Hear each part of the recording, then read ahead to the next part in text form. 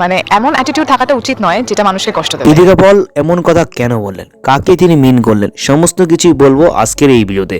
সবাই ভিডিওটি প্রথম থেকে শেষ পর্যন্ত দেখবেন আর কমেন্ট করে মতামত জানাবেন। হ্যালো গাইস, আশা করছি ভালো আছেন। চলে আসলাম নতুন আরেকটি ভিডিও নিয়ে, সবাই ভিডিওটি দেখবেন। আর ইদিকা পালের নতুন একটা সিনেমা রিলিজ হয়েছে। আপনারা জানেন এটি কিন্তু ইদিকা পালের দ্বিতীয় সিনেমা খাদান। সেখানে রয়েছে কলকাতার সুপারস্টার দেব ও ইদিকা পাল, এটা তাদের নতুন জুটি বলতে পারেন। তবে ইদিকা পালকে কিন্তু আগে মানুষ চিনত না, চিনেছে একমাত্র বাংলাদেশের মেগাস্টার শাকিব খানের জন্য। মেগাস্টার শাকিব খানের সাথে তার প্রথম সিনেমা প্রিয়তমা করে কিন্তু তিনি জনপ্রিয় হয়েছেন। তবে তিনি কিন্তু অনেক মানুষের কাছেই কিন্তু প্রিয়তমা নামেই পরিচিত। তো এই প্রিয়তমা নামক এই ইদিকাকে হয়তো অনেকেই চেনেন।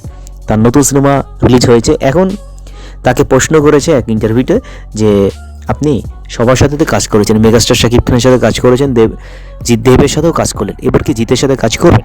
তেমনটা তিনি বললেন যে যখনই সুযোগ পাবো আমি অবশ্যই করব, কেমনটা নয়। তবে কোনো নায়কের যদি এমন অ্যাটিটিউড থাকে যেটা আমার পক্ষে সহ্য করা সম্ভব নয়, তাহলে কিন্তু তার সাথে আমি কাজ করব না। সে যত বড়ই সেলিব্রিটি হোক, যত বড়ই সুপারস্টার হোক না কেন। তো ইদিকা পাল অনেক সহজ সরল মানুষ, সেটা আমি বুঝি।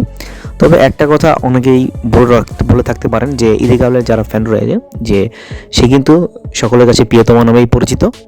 তবে তিনি যেন নতুন যতই কাজ আসুক, তবে পুরনো কাজকে যেন না ভোলে, কারণ মেগাস্টার শাকিব খানের কারণে তিনি জনপ্রিয় হয়েছেন। যাই হোক, ইদিকা পাল অনেক ভালো মানুষ এবং তার সিনেমাগুলো দেখবেন, অসাধারণ অভিনয় করে।